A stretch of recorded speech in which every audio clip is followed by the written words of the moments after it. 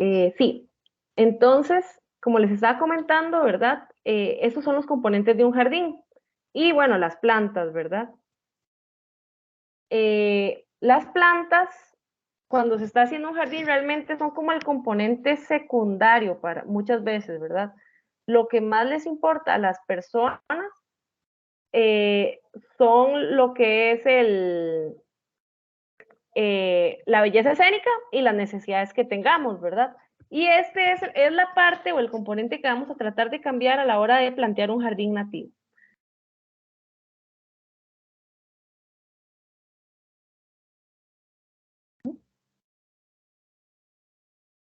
¿Qué es? Que sí, vamos a tomar en cuenta las necesidades de las personas.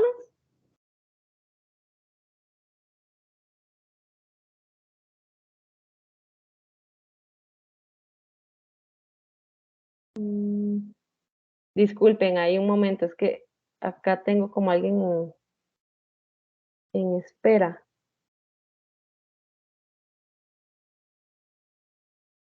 Ay, qué raro. Disculpen.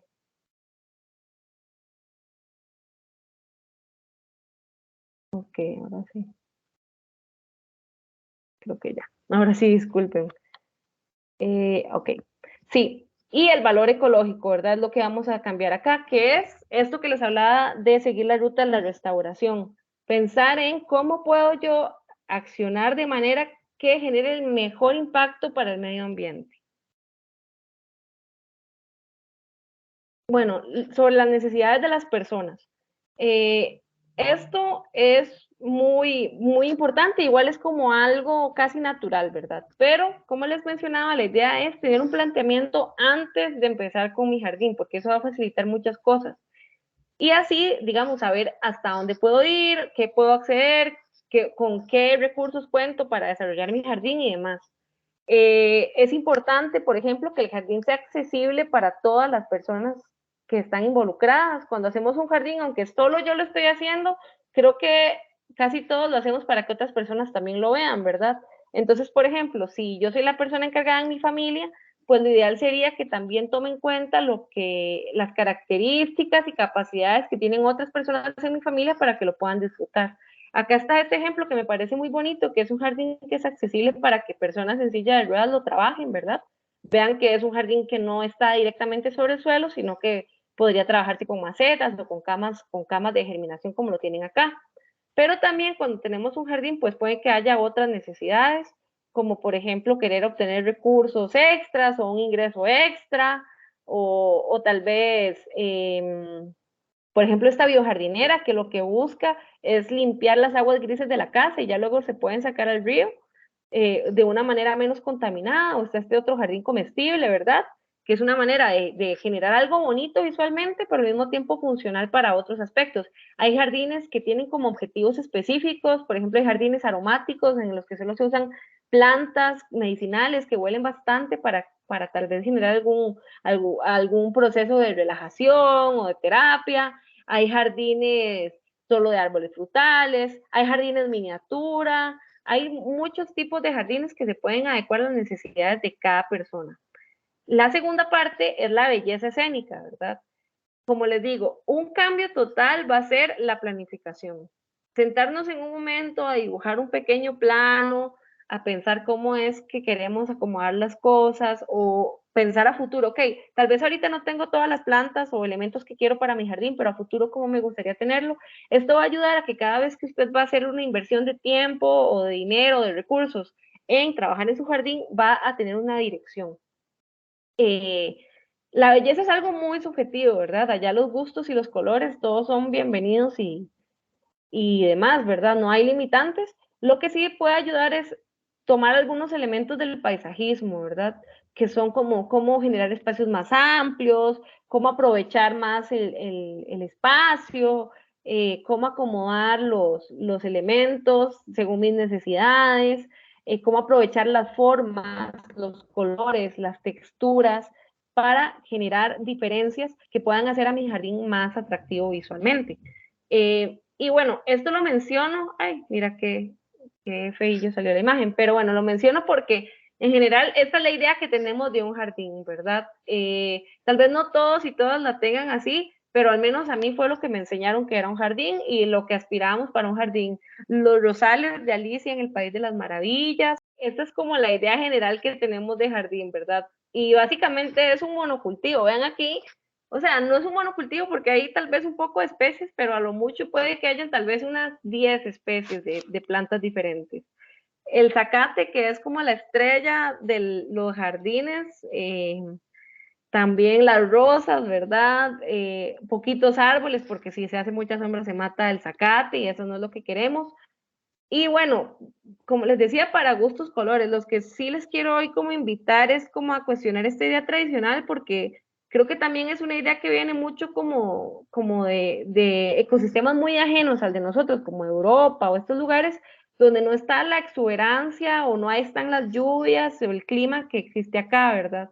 Entonces, hoy la idea que quiero como venderles, es de un jardín tropical, ¿verdad? Este jardín no es todo nativo, hay especies que no son nativas, no sé de dónde es realmente, no sé si es de Costa Rica o de otro lado, creo que no es de acá, pero vean, aquí se aprovecha de los elementos que nos regala el trópico, las formas, los colores, las texturas diferentes, vean qué montón de especies hay en un espacio súper pequeñito, ¿verdad? Y entiendo que no para todo el mundo es este gusto, sin embargo, es una invitación a que jueguen un poco con las formas. También como reconciliarnos con lo que la gente llama charrales, porque usualmente los charrales son como el inicio de un bosque y lamentablemente la gente los detesta tanto que muchas veces los quema y todo porque como que nuestra mente está de que eso está feo, de que eso no es bonito. Si queremos plantas bonitas, tienen que estar todas ordenadas en una forma y demás, pero creo que se pueden llegar como a elementos medios o a respetar ciertos lugares y demás que puedan proporcionar esta diferencia de texturas. Que bueno, también para contarles, toda esta diferencia de texturas que hay aquí, bueno, a mí me gusta, ¿verdad? Pero también es porque acá pueden haber diferentes tipos de insectos, insectos que ocupan más luz, insectos que viven en el suelo o insectos que viven más arriba de los árboles. También pueden entrar más pájaros, por ejemplo, no sé si han visto estos pájaros, los oterrés, a ellos les encanta los lugares así, también a los semilleros. eh, eh, hay espacio también para que otras aves se perchen arriba, hay espacio para que lleguen colibríes y que no sientan que se los va a comer un pájaro o un gato en cualquier momento porque tienen como lugares donde ocultarse y demás. Y bueno, acá también está este otro ejemplo, ¿verdad? Que es para que invitarles a experimentar con su creatividad, ¿verdad? Las formas, lo que ustedes quieran, lo que quieran como crear, está abierto. Se podría jugar con niveles, se podría jugar con solo un color o con varios colores. Acá está este mandala que usualmente son utilizados en agroecología, ¿verdad? Porque permite que al ser plantas diferentes puedan protegerse una de las otras de diferentes plagas. Lo mismo pasa en un jardín. Si tenemos cualidades diferentes de nuestras plantas, va a ser mucho más fácil que puedan sobrevivir una plaga. Por ejemplo, yo podría acompañar a alguna planta que sé que es muy delicada de otra que tiene un aroma fuerte que espanta a los insectos y esto le va a ayudar a protegerla. Y estos jardines, estos mandalas podrían ser solo de especies ornamentales o podrían ser con esto abierto y demás. Y bueno, luego está el valor ecológico, que es que nuestros esfuerzos busquen mejorar la naturaleza y que eso es como un cambio porque creo que los jardines están pensados en lo que yo quiero. Sin embargo, también deberíamos de pensar en los otros vecinos que tenemos en nuestro jardín, que por ejemplo, para contarles, acá en San Rafael de la Alajuela es un lugar súper urbano, pero tenemos 15 especies de peces en ese río contaminado y chiquitito. Tenemos como 20 especies de mamíferos y eso que nunca se ha muestreado lo que son murciélagos para saber cuántos hay realmente. También tenemos como 70 especies de aves, hay un montón de aves acuáticas porque tenemos un pequeño lago en lo que es ojo de agua. Eh, y hay anfibios que son el grupo que más nos falta conocer, pero estamos seguros que todavía hay bastantes anfibios a como se han encontrado en otras zonas urbanas como el río Torres y el río María Aguilar. Águilas, sí, hay muchas águilas pescadoras, que es un pájaro muy grande y que come peces grandes, o bueno, peces medianos, lo que quiere decir que aún puede encontrar peces en estas zonas de San Rafael y de la Guásima, creo que también andan por ahí esas águilas. Eso sí, ¿verdad? Todas estas especies, el valor ecológico en un jardín lo vamos a dar a partir de la elección de especies que nosotros y nosotras hagamos. Y aunque todas las plantas son buenas porque nos ayudan con la fijación de carbono y a mejorar los suelos, hay unas que en definitiva son mejores que otras. Hay otras que hasta pueden ser malas también. Eh, Porque sí, fijan carbono, pero tal vez los otros males que están generando no son suficientes como en lo que está fijando para decir como juguémosla. Entonces, bueno, lo primero es, no todas las especies son iguales, ¿verdad? Una especie es cualquier organismo que tiene ciertas características y puede reproducirse con organismos iguales y que forman una especie. Nosotros somos la especie Homo sapiens, ¿verdad? Entonces, con las plantas es igual. Hay especies que son exóticas. A veces la gente dice, uy, qué belleza, qué exótica. Pero bueno, a las especies exóticas no se les conoce como aquellas que son bonitas o extravagantes, sino más bien son aquellas que no son de acá, que su origen es en otro lugar, no sé, en Australia, en Europa o algo así. Un ejemplo son las rosas, ¿verdad? Acá no hay rosas naturalmente, al menos no de esas rosonas grandes que hay. Pero a la gente le gusta mucho y las utilizan, ¿verdad? El problema de las especies exóticas es que, bueno, no todas son extremadamente problemáticas, pero sí se puede decir que todas le están quitando el espacio que una especie nativa propia de acá podría tener para mejorar el medio ambiente y cumplir otras características de la naturaleza como proteger el agua, no succionar tanta agua. Bueno, otro ejemplo de especie exótica son las especies plaga. Una especie se considera plaga cuando tiene un crecimiento desmedido que genera daños al ser humano, dice como el concepto de plaga. Sin embargo, yo creo que también esto aplica para cuando este crecimiento desmedido está afectando los ecosistemas naturales. Una es el zacate elefante, que bueno, ustedes pueden pasar ahí por la oruca, cualquier potrero que se dejó en montar, por decirlo así, se creció. ¿Y por qué fue que creció tanto este zacate? Porque yo he visto, digamos, en otros lugares, cuando se deja un potrero o algo así, o se tala un bosque, el bosque se vuelve a regenerar. El problema es que el zacate es demasiado, que tiene un crecimiento demasiado rápido, no tiene depredadores, y además estas especies de zacate han sido modificadas para que crezcan muy rápido y las vacas se los coman, pero ya no hay vacas. Entonces, ahora pueden crecer a la libre y bueno, no sé si alguna ha tenido la experiencia de tener que ir a limpiar un potero con zacate de cualquier tipo, hay elefante, hay estrella, es una tortura, son horas y horas trabajándolo y si usted siembra árboles ahí, usted va a tener que tener al menos un año de estar trabajando de que el zacate no le crezca tanto. Eh, Luego están las especies nativas que son propias de algún país o región o zona, ¿verdad? El cortés amarillo es una que es nativa de gran parte de Costa Rica. Hay especies endémicas que solo se pueden encontrar en ese país, en esa zona o en esa región. Un ejemplo es el tacaco, que es de hecho creo que es como una de las pocas verduras endémicas acá de Costa Rica. A mí no me gusta, pero hay personas a las que les gusta y también tiene toda una herencia cultural, ¿verdad? Bastante importante para la gente acá en Costa Rica. Y hay especies nativas locales, que esto creo que es algo nuevo, porque ahora se habla mucho de sembrar especies nativas. Lo que pasa es que sí, hay especies nativas, pero no es lo mismo que una especie sea nativa de Costa Rica, por ejemplo, no sé, el cortés amarillo, que crece muy bien en zonas secas, y que yo quiera ir a sembrar un cortés allá en Tortuguero. Hay una especie de cortés amarillo que crece en zona húmeda, pero usualmente la que más se mueve en viveros es de zona seca. Entonces, y también no es lo mismo que yo traiga, aunque sea la misma especie, por ejemplo, una ceiba de allá de Guanacaste y que me la lleve para Cahuita, porque la ceiba de Guanacaste va a estar acostumbrada a unas características de un bosque más seco y demás, aunque sea la misma especie. Cuando me la llevo para allá, tal vez no le vaya a ir tan bien como a una ceiba que ya ha crecido en zona húmeda. Y eso es un cuidadito que hay que tener porque ahora que nos gusta tanto sembrar plantas, como que no todas las plantas son de los mismos lugares. y deberíamos de intentar que así fuera también para proteger como la genética que tiene características de un lugar. Por ejemplo, esto de que hay una planta que es buenísima para soportar las inundaciones de Sarapiquí, pero resulta que donde yo me la llevo a otro lugar que es más seco, pues ya esa planta no tiene esas características, o yo empiezo a meter genes, digamos, esas características las pongo en estas plantas de lugar húmedo, y entonces empiezan a salir plantas que tienen un mix de características de seco y de húmedo, que tal vez no es lo mejor. Entonces, a la medida de lo posible que podamos propiciar usar plantas nativas de los lugares donde estamos sembrándolas, es lo mejor.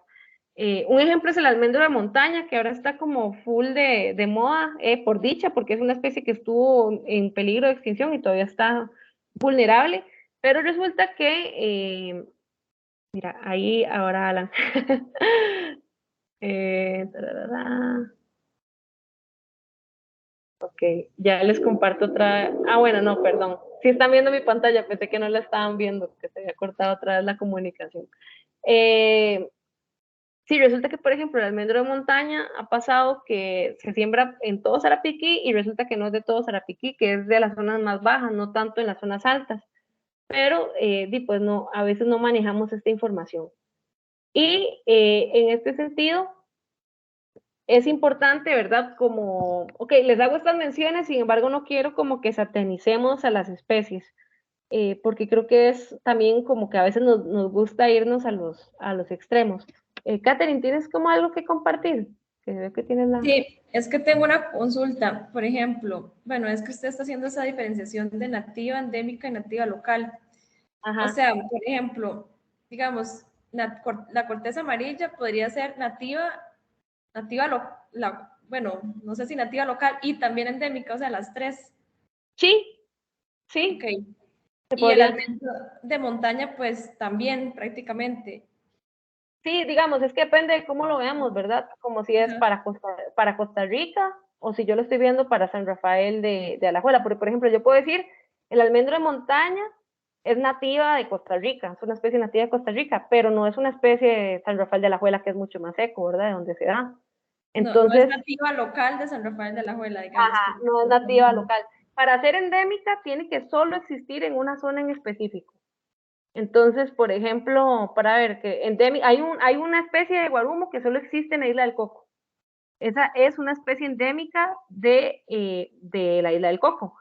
Y las especies endémicas tienen la cualidad de que son muy, muy especiales, o sea, son como un tesoro que guardamos. Por ejemplo, el tacaco, aunque, aunque a mí no me gusta, es algo que solo existe acá en Costa Rica.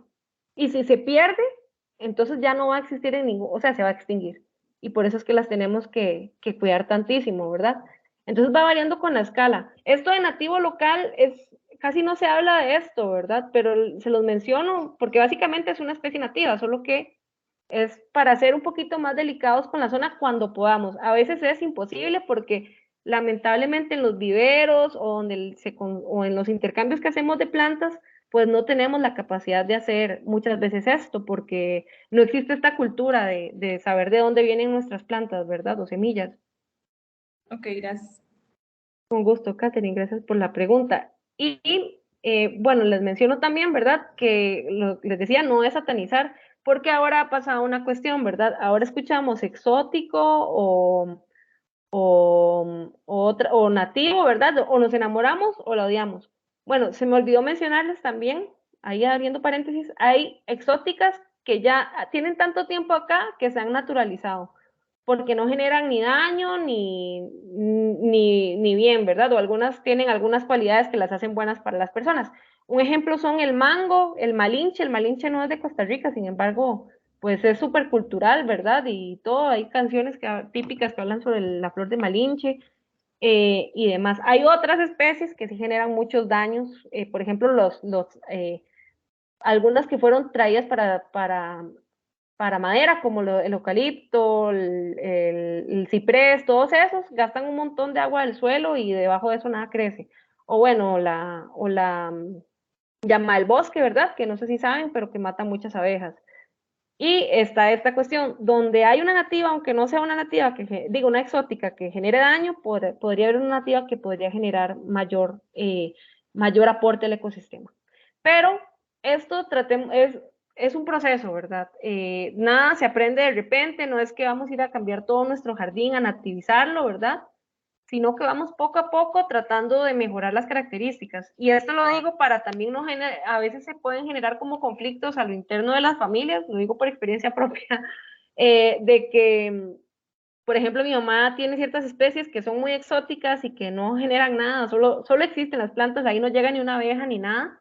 Y yo a veces le digo como, mami, cambiemos esto. Y al inicio como que yo era un poco como abrupta con ella, ¿verdad? Y como chocante. Entonces, como que poco a poco más bien nos hemos ido como aprendiendo a ayudarnos y el jardín se mantiene siempre verde y ahora cada vez hay más nativas. Entonces ha sido un proceso como aprendizaje mutuo y les invito como a hacer a priorizar, ¿verdad? Lo primero que tenemos que hacer es concientizar a las personas que están involucradas con nuestro espacio verde a mejorarlo. La segunda cosa que tenemos que hacer es reverdecer. ¿Qué quiere reverdecer? Vamos a empezar por donde no hay árboles. No es que yo voy a ir o árboles o plantas. No es que yo voy a ir a donde hay plantas, las voy a cortar todas para poder sembrar nativas cuando tal vez había un lugar que no tenía plantas y que pude tener más espacio verde. Y esto lo digo porque de hecho se ha generado un problema como con los cipreses, que en algunas zonas altas las están cortando todos, ¿verdad? Obvio, es una especie como que no es muy buena para el ecosistema, pero que haya un ciprés es mucho mejor a que no haya ningún árbol. O a que haya, entonces, si los vamos a cortar, primero tratemos de tener en cuenta que si vamos a lograr sembrar ese sitio con alguna especie nativa, y no que se va a tal vez a exponer el terreno, que hayan otros cambios de uso del suelo, como por ejemplo, sí, cortamos los cipreses, pero luego se hace un residencial. Entonces, tal vez en una zona donde estos cipreses están protegiendo de cierta manera el recurso hídrico, pues va a ser peligroso. Ya después de que hemos reverdecido todos los lugares donde no habían plantas, podemos empezar a mejorar. ¿Qué quiere decir? Cambiar las plantas que habían, que no eran tan buenas, por plantas mejores, que fue un poco lo que pasó en la sabana, ¿verdad? Y que ahora ya los arbolitos vienen más grandes, ¿verdad? Se quitaron por etapas los eucaliptos y ahora tenemos como un bosquecito bueno, un área verde más natural. Y bueno, acá la pregunta que yo también trato de descubrir cada día y hoy también la idea es como invitarles a no frustrarse, es un proceso de aprendizaje y es demasiado difícil, bueno, no es demasiado difícil, pero yo creo que todavía es difícil encontrar herramientas para saber cuáles plantas son nativas y no. O sea, cuando desde pequeñitos, desde que estamos en la escuela, nos enseñan una planta, la rosa, el clavel, todas las flores, ¿verdad? Bonitas que nos enseñan esas de que le dan a uno los ramos y que no son nativas, ¿verdad? Árboles, el sauce llorón, pasa muchísimo, igual pasa con los animales, ¿verdad? Entonces, es como un desaprender de lo que tenemos y ir aprendiendo poco a poco cuáles son las plantas de acá. Ayuda muchísimo hablar con personas mayores, porque creo que antes pues había un conocimiento mayor de las plantas, incluso de usos culturales que le daban, ¿verdad? Porque resulta que plantas como el zorrillo, el chicasquil, muchas de las frutas que comían las personas antes pues eran nativas porque tal vez conseguir cosas exóticas no era tan sencillo como ahora. Entonces aquí voy con algunos consejitos para saber cuáles son las plantas nativas. El primero es observar el bosque de referencia. ¿Qué es el bosque de referencia? Bueno, el bosque de referencia es un concepto que viene de la restauración ecológica, que es esta práctica de recuperar el medio ambiente. ¿Y qué es esto? No vamos a inventar el agua tibia. Si yo quiero recuperar el medio ambiente, ¿qué mejor que ir al lugar que esté mejor recuperado para observarlo bien y saber cómo es que se tiene que ver un lugar natural? Este es un ejemplo del río Segundo, perdón, donde desemboca el río de la Fuente. Está todo, tiene su basura, ¿verdad? Por ahí no sé si pueden ver, por acá hay unos piches bañándose en el río. Pero vean qué montón de vegetación hay. Por acá hay como unas platanillas. Este parece como un higuerón. Acá hay unas plantitas que les dicen que son unos peepers que comen los murciélagos. Acá hay unas palmas. Todas esas son plantas que me están diciendo cómo es que naturalmente se ve ese ecosistema. Entonces, si yo tengo una casa cerca de este río, por ejemplo, de San Rafael de Alajuela, pues esta puede ser un buen esquema para saber más o menos qué tipo de plantas son las que yo puedo encontrar ahí. También se puede utilizar ahí, como dice, la zona de vida exactamente.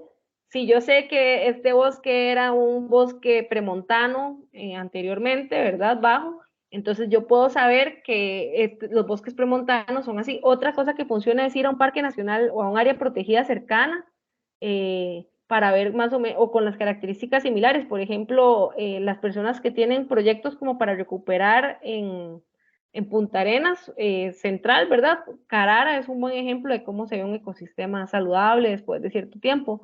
O la gente que está un poco más arriba, las zonas de montaña, ¿verdad? Los parques nacionales de los volcanes y demás. Eso puede ser. Y los libros, ¿verdad? Hay muchos libros también de información.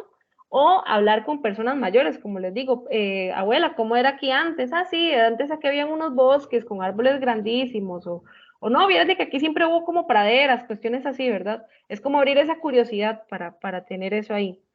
Otras herramientas útiles, estas que son, yo ahorita les voy a pasar en el chat la información de estas páginas. Como mencionan por ahí, la flora de Costa Rica tiene muchísimos estudios, solo que siento que a veces no es una información como tan de fácil acceso, ¿verdad? Para las personas que no están tan metidas en el tema de las plantas. Sin embargo, tampoco son súper complicados. Y ahora hay herramientas digitales que te ayudan un montón. La primera que les voy a mostrar es PlanNet, que PlanNet es una aplicación de celular. Ustedes la descargan ahí en la tienda. Y esta aplicación se nutre de la Organización para Estudios Tropicales y el Tecnológico. Entonces, conocer varios de ellos generan como una inteligencia artificial que cuando subís una foto te permite como de una vez tirar la familia o así. A veces no es tan buena, ¿verdad? Pero a veces sí te tira como la familia o la especie. Depende de lo que uno suba. Si uno sube flores, es mucho más fácil llegar a la planta que si uno sube la hoja, pero a veces solo tenemos las hojas. Lo bueno de esta aplicación es que puede señalar que si es la hoja o si es el fruto o si es el tallo, y ahí entonces ella hace como una revisión más fina. Luego está iNaturalis, que iNaturalis es otra aplicación de teléfono que nos ayuda a identificar cualquier organismo vivo. Y lo bonito de iNaturalis es que nos ayuda a tener nuestros registros ordenados, pero también ayuda a que permite que otras personas revisen. Esto no es una inteligencia artificial, sino que personas en físico revisan tus imágenes, ¿verdad? O lo que hayas subido y te dicen, ah, sí, puede ser esto. Y muchas veces se mete gente experta o aficionada que saben de esto. Igual tiene una inteligencia artificial que te tira las primeras opciones, pero bueno, tiene esta facilidad de que si no le llegas con la inteligencia artificial, puedes dejarlo para que alguien te lo identifique. Hay un taller que hicimos el mes pasado sobre usar iNaturalis que está ahí en la página de la SAA, por si alguien tiene la curiosidad de saber cómo es que se usa la herramienta, ahí se explica bien. Y ahorita yo les voy a compartir estas páginas que yo he ido recopilando, que son como información sobre plantas, porque ahí mencionaban que hay libros muy buenos sobre plantas, demasiados. Hay plantas del Valle Central, hay plantas de, de plantas de Alajuela, plantas del volcán Poás, pero a veces son un poquito difíciles de conseguir, porque eso lo sacaba mucho el envío y ya el envío pues no existe, ¿verdad? Entonces, también les voy a compartir dos bonitos, que uno es del Corredor Biológico Interurbano María Aguilar, que es sobre plantas de allá, que son muy funcionales para muchos lugares del GAN, y el otro que sacó la Municipalidad de Curridabat, que se llama Ciudad Dulce, y que tiene plantas para atraer polinizadores. También les hago aquí como el comercial de que vamos a empezar con un concurso de monitoreo biológico que es utilizando iNaturalis, y cuando meten sus datos dentro de cerca del río La Fuente, quedan participando por unas composteras. Entonces, pronto va a haber más información sobre esto. Igual está como les digo, el taller que hicimos de iNaturalis, si quieren empezar a participar. Lo único es que los datos que den tienen que estar dentro del río La Fuente, que es como una zona que abarca como el centro de San Rafael, un poco como las áreas de Sacramento y otras zonas. Y bueno, otro consejo, ¿verdad? Es cómo seleccionar nuestras plantas. Ok, para seleccionar las plantas tenemos que tomar en cuenta mínimo estos 4 aspectos. El primero, pues las necesidades de las plantas, ¿verdad? Yo no me voy a ir a traer una planta acuática para ponerla en un lugar seco, ¿verdad? Porque no va a funcionar. ¿Cuánta agua necesitan? ¿Cuánta luz necesitan? ¿Y cuántos nutrientes necesitan? Eso es lo básico. Ya ahí pueden haber otras cosas como que hay que cantarle o hablarle, ¿verdad? Como dice la señora, para que se pongan guapas las plantas. Sí, pues esto puede funcionar. O la luna o demás cosas, pero bueno, esas son las básicas. Luego, los servicios ecosistémicos que queremos resguardar o que queremos obtener. Ok, yo quiero un jardín que me interesa proteger la fauna. O yo tengo una propiedad que, ay, mira, ahí se me volvió a descompartir. No sé qué pasa, que se descomparten. Vamos a ver. Es porque a Nelson se le pone a compartir a veces y a usted automáticamente la saca. Está otra vez él compartiendo, pero listo. Sí, ya creo que ya lo estoy. Sí, qué raro, ¿verdad? Pobre Nelson, le tocó hoy. Bueno, también podríamos estar interesados en proteger lo que es el agua, ¿verdad? O proteger el suelo de la erosión, por ejemplo, en laderas de ríos, que no queremos que se nos lave el terreno, eh, o en zonas con mucha pendiente, que nos da miedo que en algún momento se pueda venir o deslavar el terreno, ¿verdad? Es una buena opción. Luego está la estructura de las plantas, que esto es un problema que yo creo que muchos lo hemos visto o lo arrastramos de cuando vamos por una acera y nos toca como flotar en el aire porque las raíces de los árboles se crecieron y destruyeron toda la infraestructura. Una manera de evitarlo es, antes de sembrar el árbol, saber cómo son las raíces, ¿verdad? O la planta que yo voy a sembrar. Ok, esta planta no me sirve sembrarla en este lugar porque resulta que tira un montón de frutos y aquí no hay quien le pueda dar mantenimiento a eso y a lo mejor va a traer animales como ratas o algo así. O este árbol va a ser gigante, se me va a crecer, me va a aplastar la casa. O, por ejemplo, el hábito, ¿verdad? Con esto de si es un árbol, es un arbusto o es una enredadera, un bejuco. Jennifer, ¿tienes una consulta o un comentario? Sí, perdóname. No, adelante. Yo vivo por los linderos del río La Fuente, entonces yo quiero como reforestar, pero con plantas nativas. De casualidad, ya ustedes tienen como una lista. Hay unas listas porque por dicha se habían hecho unos estudios de plantas antes, entonces yo te la puedo compartir la lista. Igual ahorita vamos a hablar de algunas plantas, ahorita vamos a hablar de plantas un poco como para jardines, pero hay también muchos árboles por si te interesan. ¿Tienes otra pregunta? Muchas Creo gracias. que, Solamente ah, gracias. bueno, vi que habías levantado la mano. Vamos a ver acá. Bueno, Alan, creo que tienes una consulta. Creo que tienes la manita.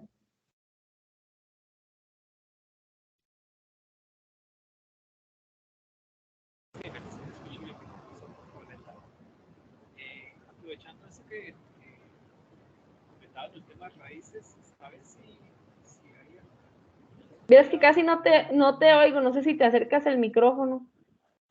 Sí, aprovechando esto, el tema de raíces que Ujú. comentaste, ¿sabes o conoces dónde obtener, pues, obtener, digamos, información sobre ese tema?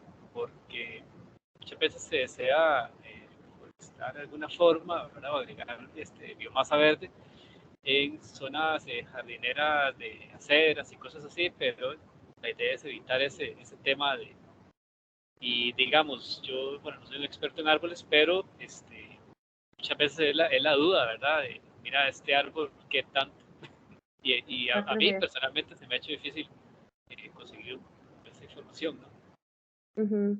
Sí, yo creo Pues, que bueno, hay estos documentos abiertos que les estaba diciendo, el del Corredor Biológico Interurbano María Aguilar, tiene mucha información sobre eso, como de las raíces.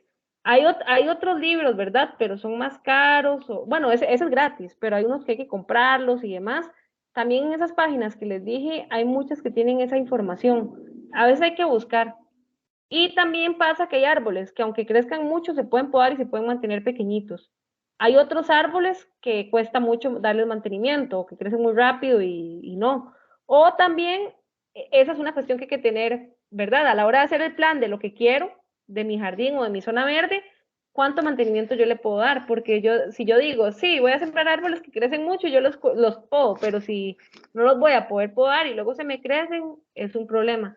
Entonces, creo que tal vez esas páginas te puedan ayudar y ese librito, y igual es un camino de ir aprendiendo, ¿verdad? Ahí vamos como escuchando esta charla, hay otras charlas, hay otros recursos, ahora con internet también hay mucha información, entonces ahí poco a poco vamos aprendiendo de cómo, porque son muchísimas especies las que hay, ¿verdad? Bueno, también les cuento la belleza, ¿verdad? Que es otro punto importante en nuestros jardines, que si tiene flores, que qué forma son las hojas, el color, el tallo, el tamaño de las hojas, ¿verdad? Y con esto, ¿verdad? Vamos a hablar un poquito de algunas plantas nativas para jardines en San Rafael de Alajuela. Yo traté de tomar algunas de las que se han encontrado en los bosques de referencia, que son los bosques que aún existen acá en San Rafael. Algunas no son tan fáciles de encontrar en vivero, otras sí, pero me pareció, traté de buscar algunas que no fueran tan usuales, ¿verdad? Hay otras, muchas que tal vez ahorita las podemos mencionar conversando. Bueno, la primera es la lotería.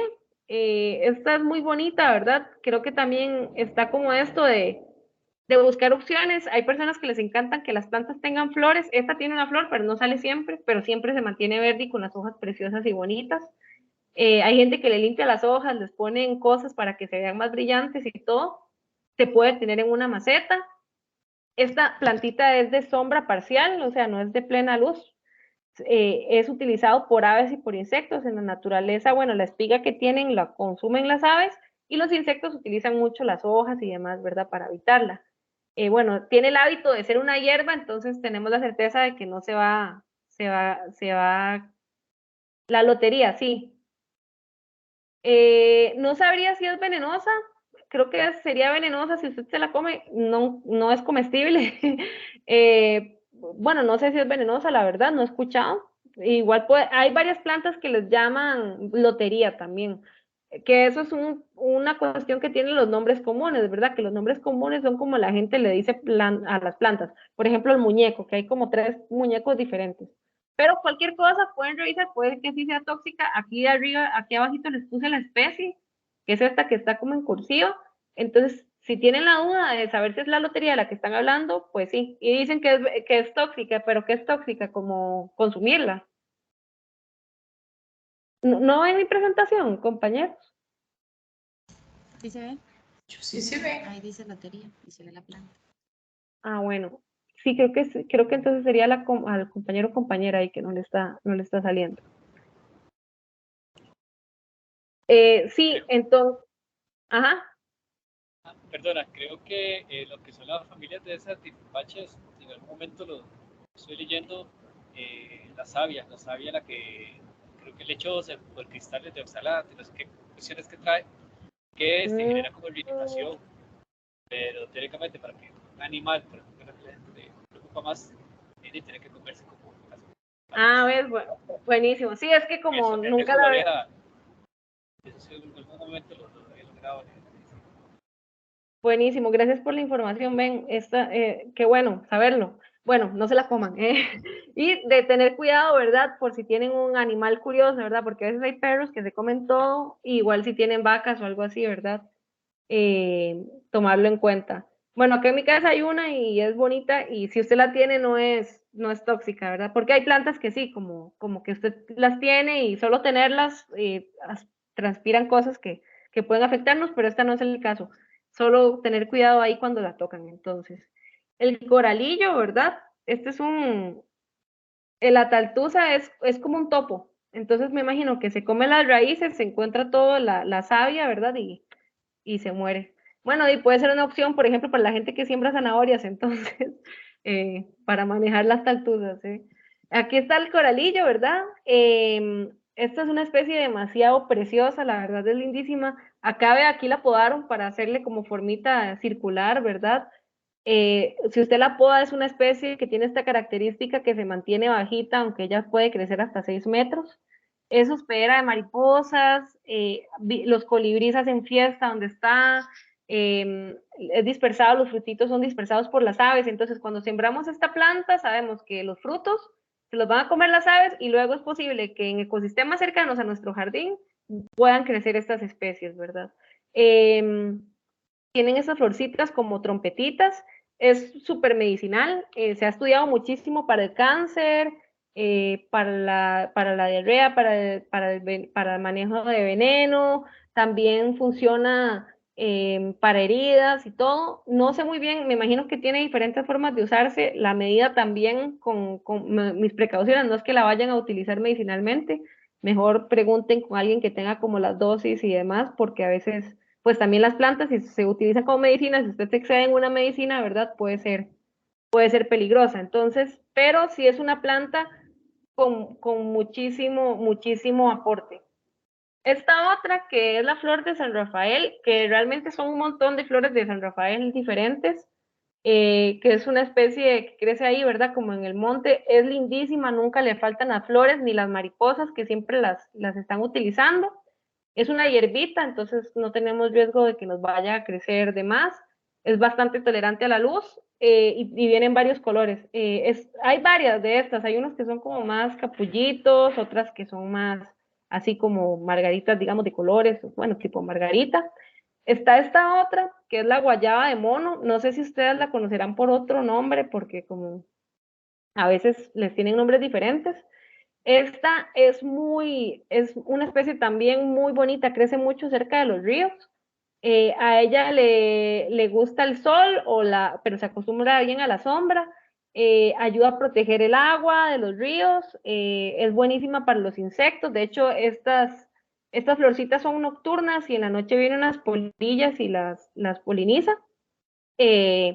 También la utilizan las aves porque se comen estos frutitos que ella tiene, ¿verdad? Y se las comen también los monos, por eso le dicen guayaba de mono. No sé, no encontré por ningún lado que se los comiera la gente, pero mejor no lo prueben. Las inflorescencias, ¿verdad? Son así larguitas y esta es una especie que si a usted le interesa fauna, es buenísima. Y se consigue en viveros, al menos en el de la Una y en los de la Garita, la he visto, la guayaba de mono. Está esta otra, que esta es una enredadera, que se llama hipomea alba. Hay un montón de flor de luna. Hay un montón de estas hipomeas de colores. Se pueden mezclar, de hecho, como poner una y se entrelazan y usted tiene una enredadera de varios colores.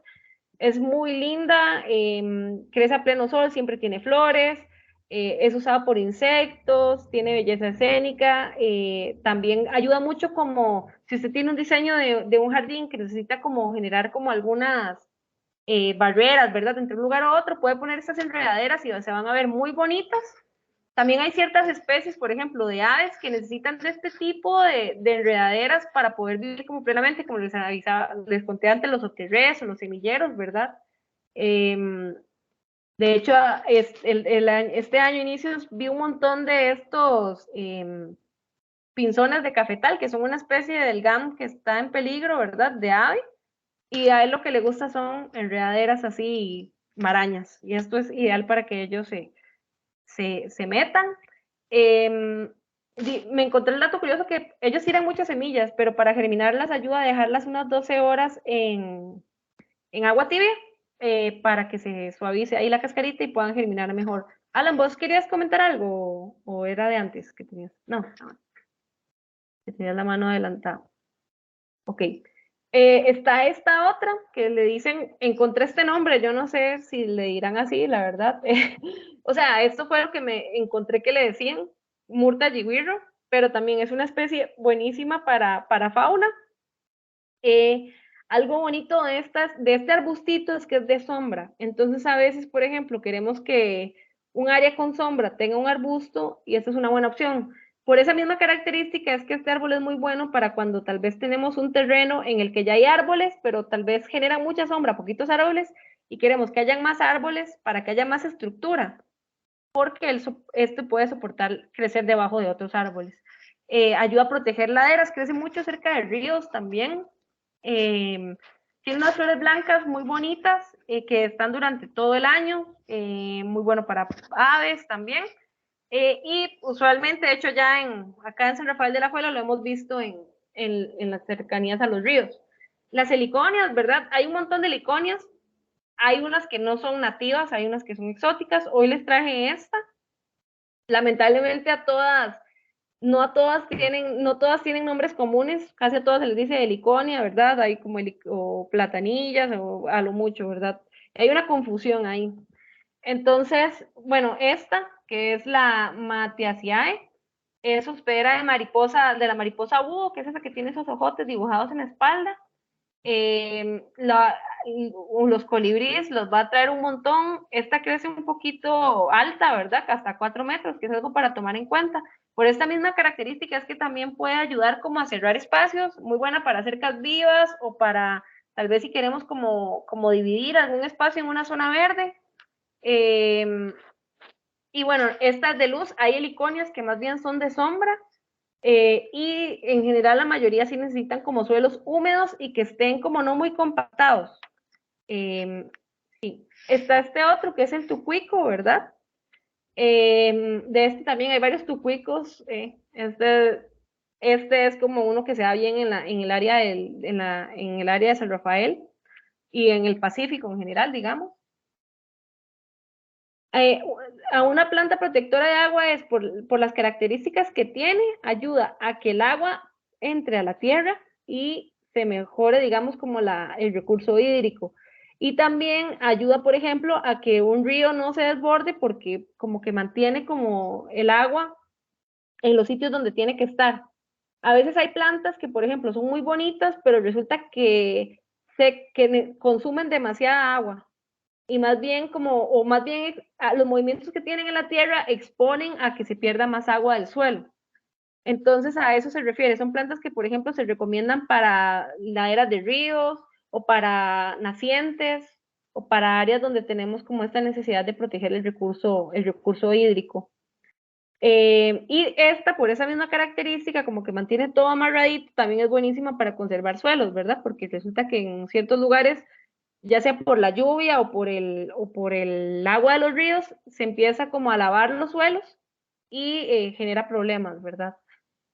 También funciona como cerca viva, lo utilizan, ¿verdad? Y como rompevientos, porque a veces queremos, por ejemplo, tener un jardín o sembrar unas plantas, pero si hay mucho viento va a ser imposible que crezcan. Entonces, este tipo de plantas pueden ayudar a sembrarlas primero, que crezcan, y después nos van a proteger las otras plantas de los vientos. Bueno, estos árboles son buenísimos para las aves, para los mamíferos también. Y si ustedes quieren un jardín para aves, esta es una especie muy, muy buena. El calzoncillo, no sé por qué le dirán así, es parte de las pasifloras. Hay muchas pasifloras nativas. Hay una que es exótica, ahorita no recuerdo el nombre, pero se parece mucho a la pasiflora vitifolia, que es roja. Sin embargo, hay una que es igual roja, pero exótica, de Brasil, y es la que más se usa en los jardines. No sé por qué habiendo una nativa y demás. Y sobre todo porque muchas pasifloras nos dan frutos, ¿verdad? Que se pueden consumir. Creo que en este caso no se consumen los frutos.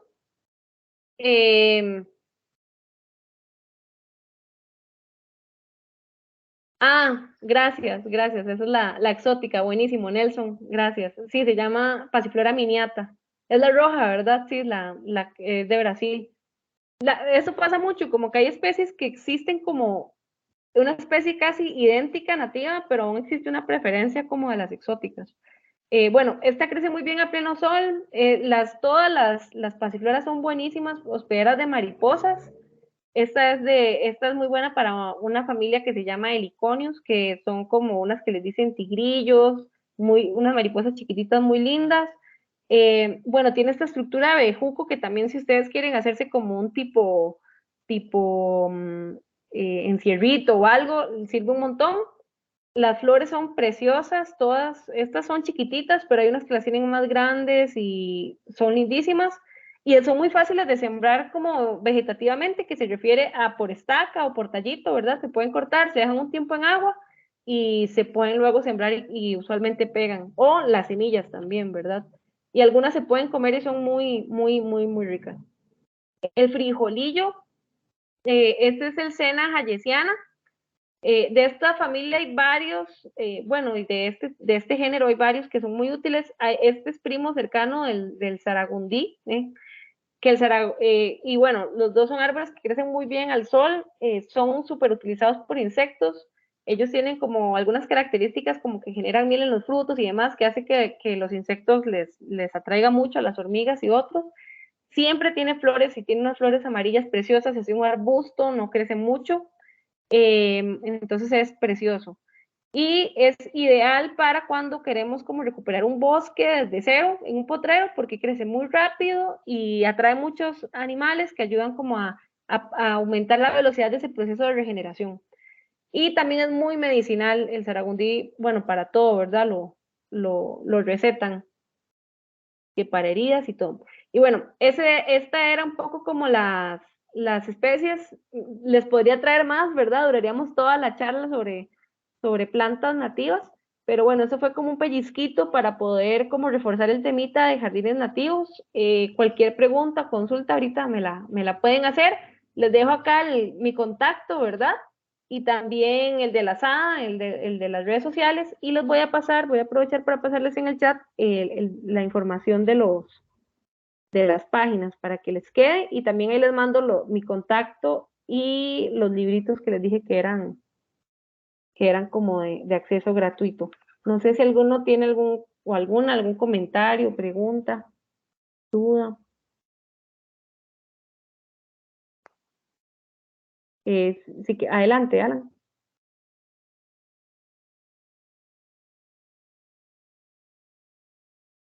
Ah, no levantaste la mano.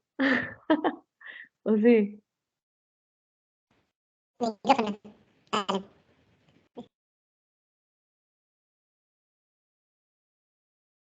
Ah, buenísimo. Ahí Nelson nos dice que es calzoncillo por la forma de la hoja. Ah, gracias. Si yo no le veía forma de calzoncillo. Sí, el huitite es una especie que es nativa, es buenísima para las aves, se puede utilizar también para sembrar otras aves y demás, y es súper buena. Yo no la puse aquí porque creo que es una especie como que comúnmente manejamos de que es una especie nativa y así. O sea, no puse muchas aquí porque no me alcanzaba el tiempo, pero esa es una especie muy, muy, muy, muy, muy buena. Para San Rafael de Alajuela y muchos lugares de Costa Rica en realidad. Ahí les pasé la información, por si del taller, también de las páginas para identificar plantas. José María es. José Mario. José Manuel, perdón. Gracias, José Manuel. Bueno, muy buenas noches a todos y a todas y agradezco mucho a Fiorella por la charla, he aprendido un montón y solo es un comentario, no es una consulta. Bueno, el tema de la desnaturalización, por así decir, de lo que son los espacios urbanos es un tema que yo creo que es estructural en Costa Rica. Nos vendemos como un país verde.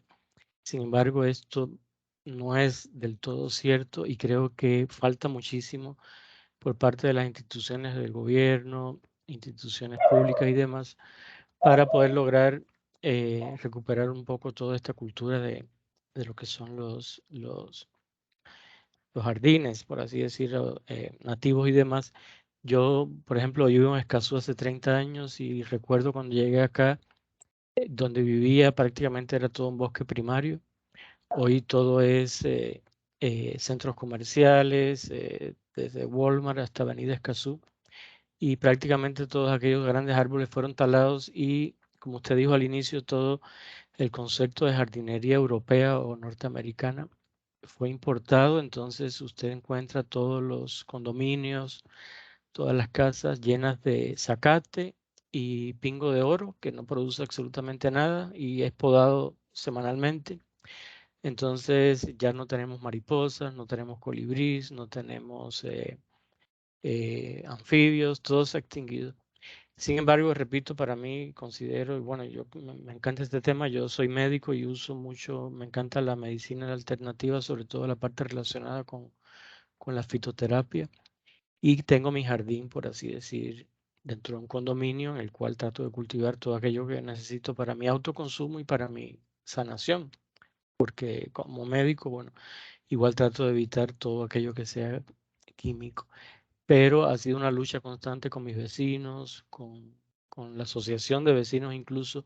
Hace años, diría un par de años atrás, la asociación de vecinos autorizó, por ejemplo, la municipalidad a renovar, entre comillas, los parques de todo Escazú.